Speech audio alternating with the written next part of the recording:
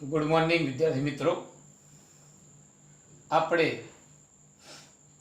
આવતીકાલે મીન્સ કે બીજા વિડીયોની અંદર તમે જે કાળી જમીન અને એક જાતની રણ પ્રકારની જમીન બે વિશે આપણે માહિતી મેળવી હતી। આજે આપણા ત્રીજા નંબરના વિડીયોની અંદર एक नवी जमीन छे जे लेटेराइट શું નામ છે લેટેરાइट अथवा એનું બીજું નામ છે પડખાવ। ધ્યાનથી જોજો, વાર્ષિક પરીક્ષાની અંદર શબ્દની મારામારી હોય છે। તમે લેટેરાइट યાદ રાખી હોય પણ આગળ એને પડખાવ તરીકે પણ ઓળખવામાં આવે છે અને બીજી તમારે ભણવાની છે કાપની। તો આજે આપણે અહીંયા બે લેટેરાइट अथवा પડખાવ અને બીજી કઈ છે કાપની, જેમાં આપણે પહેલા લેટેરાइट જમીન વિશે પદ્ધતિસર માહિતી મેળવીશું। તો જેમ અગાઉ આપણે કાળી જમીન જોયા એ જ રીતે અહીંયા પ્રશ્ન બનશે લેટેરાइट જમીનની શું આપો માહિતી, સાથે સાથે એના શું જણાવો લક્ષણ। તો આ જમીનની માહિતી પણ આપવાની છે અને આ જમીનના લક્ષણો પણ જણાવવાના છે। તો માહિતી પહેલા બહુ સરસ, એમાં મોસ્ટ આઈએમપી વિકલ્પ ખરા ખોટું કે ટૂંકા પ્રશ્નનું નિર્માણ થાય છે। પહેલો ટૂંકો પ્રશ્ન છે કે લેટેરાइट શબ્દ જે છે એ શબ્દ ક્યાંથી આવ્યો? તો આ શબ્દ લેટિન ભાષા અથવા તો લેટિન શબ્દ LATER લેટર શું કે છે?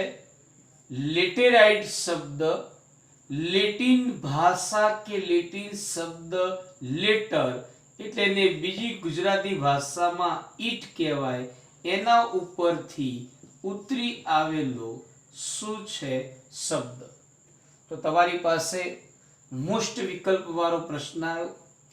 લેટેરાइट શબ્દ ખાલી જગ્યા ભાષાનો શબ્દ છે લેટિન, લેટિન ભાષાનો કયો શબ્દ છે લેટર, એના ઉપરથી કયો શબ્દ આવે છે ઈટ અને એની ઉપરથી ઉતરી આવેલો શબ્દ છે લેટેરાइट। આમ ભારતની અંદર આ લેટેરાइट જમીન જોવી હોય તો ભારતના કયા ભાગમાં જવાનું? દક્ષિણ। દક્ષિણ ભારતની અંદર શું આવેલો છે? ઉચ્ચ પ્રદેશ, અને એ ઉચ્ચ પ્રદેશનો કયો ભાગ લેવાનો છે? ઊંચાણવાળા ભાગમાં કઈ જમીન આવી છે? લેટેરાइट। તો બીજો ટૂંકો પ્રશ્ન મળી ગયો કે ભારતમાં આ જમીન ક્યાં જોવા મળે છે? તો ભારતમાં આ જમીન દક્ષિણ ભારતમાં આવેલા ઉચ્ચ પ્રદેશના ઊંચાણવાળા ભાગમાં આ જમીન જોવા મળે છે। તો અહીંયા આપણે લેટેરાइट જમીનની માહિતી પૂરી થઈ ગઈ। લેટેરાइट શબ્દ ખાલી જગ્યા ભાષા તો લેટિન, લેટિન ભાષાનો કયો શબ્દ? LATER લેટર એટલે ને ગુજરાતીમાં શું કહેવાય? ઈટ, અને એના ઉપરથી પડ્યું છે। આમ ભારતમાં પડખાવ જમીન જોવી હોય તો દક્ષિણ ભારતના ઉચ્ચ પ્રદેશના ઊંચાણવાળા ભાગમાં જોવા મળશે। હવે આપણે એના લક્ષણો જોઈશું। તો પહેલા તો આ જમીનનો રંગ કેવો છે? લાલ। કારણ કે આ જમીનની અંદર લોહ તત્વનું પ્રમાણ કેવું છે? એક જાતનું વધારે, પરિણામે આ જમીનનો રંગ કેવો છે? લાલ। બીજો ટોપિક છે કે આ જમીનના નિર્માણ કેવી રીતે થયું. તો આ જમીનના નિર્માણની અંદર સૂકી અને ભેજવાળી, આખું વાક્ય સાંભળજો, સૂકી અને ભેજવાળી શું છે આબોહવા, અને એમાં શું આવે છે પરિવર્તન, અને સાથે સાથે એક જાતના સિલિકામય, કયો શબ્દ છે સિલિકામય, સિલિકામય જે પદાર્થ છે એ પદાર્થનો શું થાય છે ઘસારો, અને જમીનનું શું થાય છે નિર્માણ. તો ધ્યાનથી જોજો. જમીનનો રંગ કેવો છે લાલ. આ લાલ રંગ કોને આભારી છે લોહ તત્વને. આ જમીનનું નિર્માણ કેવી રીતે થયું. તો આ જમીનના નિર્માણમાં કેટલા પરિબળો જવાબદાર છે બે. એક, સૂકી અને ભેજવાળી આબોહવામાં શું આવ્યું પરિવર્તન, અને બીજી બાજુ સિલિકામય પદાર્થમાં શું થયો ઘસારો, અને આ જમીનનું શું થયું નિર્માણ. આ જમીનની અંદર તમે જોશો તો કોનું પ્રમાણ વધારે છે અને કોનું પ્રમાણ ઓછું છે. તો આ જમીનની અંદર તમે જોશો તો પોટાશની સાથે સાથે હમણાં આપણે ભણી ગયા લોહ તત્વ, અને ત્રીજું અંદર શબ્દ છે એલ્યુમિનિયમ. તો આ ત્રણેયનું પ્રમાણ જે છે ને એ કેવું છે વધારે. જ્યારે આ જમીનની અંદર જૈવિક દ્રવ્યો બહુ કેવા છે ઓછા, પરિણામે આ જમીન ઓછી કેવી છે ફળદ્રુપ. તો ધ્યાનથી મુદ્દો જોજો. આ જમીનમાં કોનું પ્રમાણ વધારે છે અને કોનું પ્રમાણ ઓછું છે. તો આ જમીનમાં પોટાશ, લોહ તત્વ, એલ્યુમિનિયમ ત્રણેયનું પ્રમાણ વધારે છે, જ્યારે જૈવિક દ્રવ્યનું પ્રમાણ ખૂબ જ ઓછું છે. પરિણામે લેટેરાઇટ જમીન કે પડખાઉ જમીન ખૂબ જ ઓછી ફળદ્રુપ છે. પરંતુ ભૂગોળશાસ્ત્રીનું એવું કહેવું છે કે લેટેરાઇટ જમીનની અંદર જો તમે ખાતર નાખશો તો પછી એની અંદર કપાસ 1, ડાંગર 2, શેરડી 3, રાગી આવો એક પાક છે. ડુંગરાળ પ્રદેશમાં થતો એક પાક છે રાગી, અને પાંચમી છે ચા. તો લેટેરાઇટ જમીનમાં જો ખાતર નાખવામાં આવે તો કપાસ, ડાંગર, શેરડી, રાગી અને ચા વગેરે જેવા પાક લઈ શકાય છે.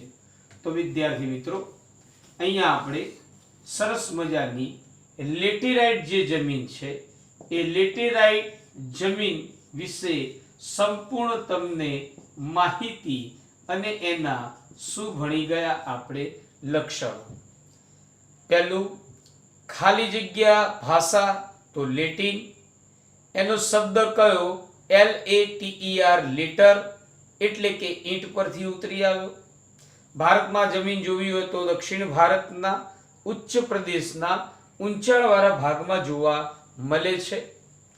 આ જમીનનો રંગ લાલ છે.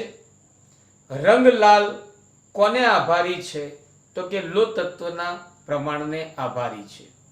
એના નિર્માણમાં બે, સૂકી અને ભેજવાળી આબોહવાનું પરિવર્તન અને સિલિકામય પદાર્થના ઘસારાથી થાય છે.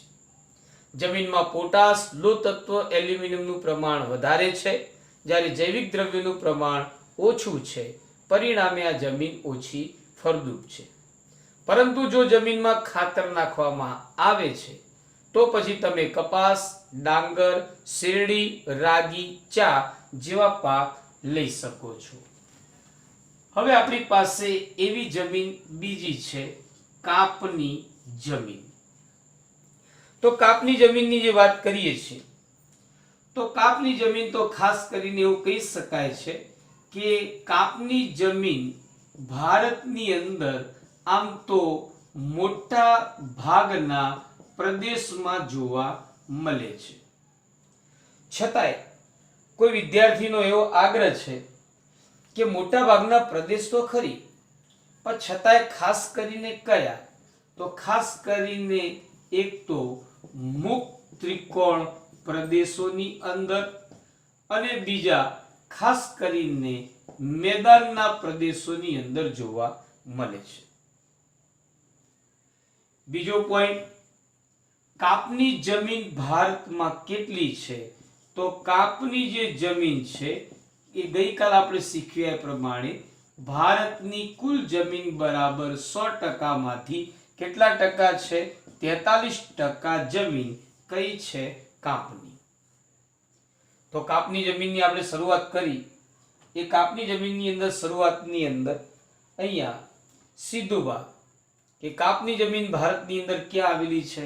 મોટાભાગના પ્રદેશોમાં, પણ એમાં ખાસ કરીને મુક્ત ત્રિકોણ પ્રદેશ અને મેદાની પ્રદેશોમાં. ભારતમાં કાપની જમીન કેટલી છે? તો ભારતની કુલ જમીનના 100% માંથી કેટલી? 43% છે. આમાં પણ આપણે જોઈશું કોનું પ્રમાણ વધારે છે, કોનું પ્રમાણ ઓછું છે. તો અહીંયા આગળ કઈ જમીન લઈ લીધી? કાપની. આ બાજુ આપણે વાત કરવા જઈએ તો એક તો શબ્દ લઈ લઈશું પોટાશ, બીજો શબ્દ લઈ લઈશું ચૂનો અને ત્રીજો શબ્દ લઈ લઈશું નાઇટ્રોજન. તો આ ત્રણેયનું પ્રમાણ એક જાતનું કેવું છે? વધારે. જ્યારે આની અંદર જોવા જશો તમે તો આની અંદર દાખલા તરીકે નાઇટ્રોજન તો સોરી પેલી બાજુ આવશે. કાપની જમીનની અંદર પોટાશ, ચૂનો અને ફોસ્ફરિક એસિડ છે. ફોસ્ફરિક એસિડ આ ત્રણેયનું પ્રમાણ કેવું છે? વધારે. જ્યારે નાઇટ્રોજન અને હ્યુમસ આ બંનેનું પ્રમાણ એક જાતનું કેવું છે? ઓછું. આ મુદ્દો ખાસ વિકલ્પમાં પૂછાય છે કે કાપની જમીનમાં કોનું પ્રમાણ વધારે છે અને કાપની જમીનમાં કોનું પ્રમાણ ઓછું છે. તો વિદ્યાર્થી મિત્રો શાંતિથી યાદ કરીને લખવાનું છે કે કાપની જમીનમાં પોટાશ, ચૂનો અને ફોસ્ફરિક એસિડનું પ્રમાણ વધારે છે, જ્યારે નાઇટ્રોજન અને હ્યુમસનું પ્રમાણ ખૂબ જ કેવું છે? ઓછું.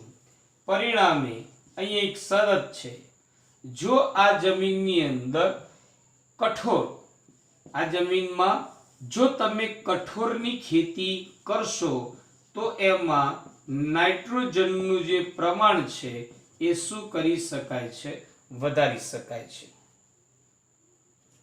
છેલ્લે આ જમીનની અંદર કપાસ ખાસ મુખ્ય છે, બીજું શણ લઈ શકાય છે, ત્રીજું મકઈ જેવા શું લઈ શકાય છે? પાક.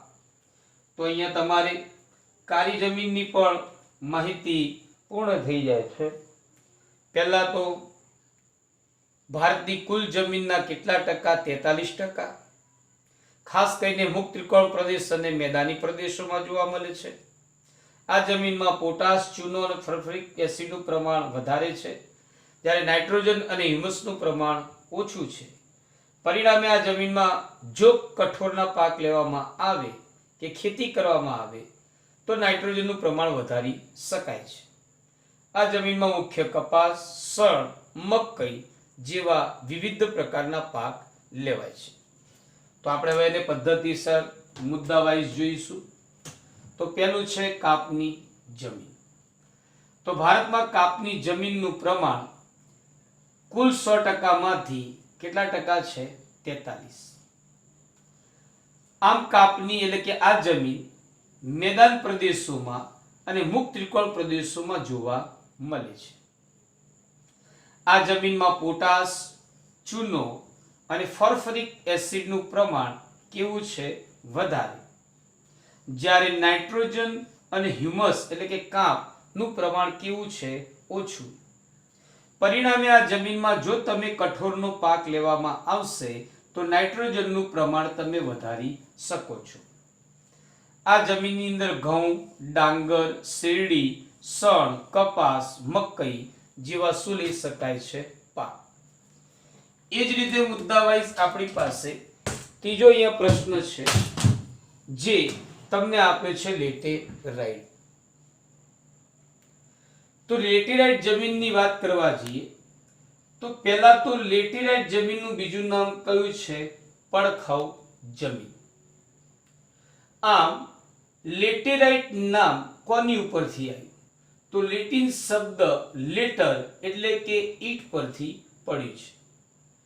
ભારતમાં આ લેટેરાઇટ કે પડખાઉ જમીન જોવી હોય તો દક્ષિણના ઉચ્ચ પ્રદેશના ઊંચાણવાળા ભાગમાં આવેલી છે. લક્ષણો તો આ જમીનમાં લોહ તત્વનું પ્રમાણ વધારે હોવાથી આ જમીનનો રંગ કેવો છે? લાલ.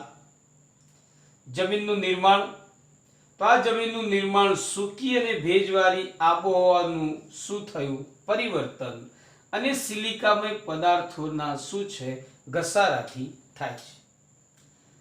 આ જમીનમાં પોટાશ, લોહ તત્વ અને એલ્યુમિનિયમનું પ્રમાણ કેવું છે? વધારે. જ્યારે જૈવિક દ્રવ્યનું પ્રમાણ ખૂબ જ કેવું છે? ઓછું. પરિણામે આ જમીન કેવી છે? ઓછી ફળદ્રુપ. પરંતુ આ જમીનમાં ખાતર નાખવાથી કપાસ, ડાંગર, શેરડી, રાગી, ચા વિવિધ પ્રકારના પાકો લઈ શકાય છે. તો વિદ્યાર્થી મિત્રો, આજે પણ આપણે બે સરસ જમીનોના માહિતી મેળવી. લેટેરાઇટ જમીન અને એક જાતની અહીંયા કાપની જમીન.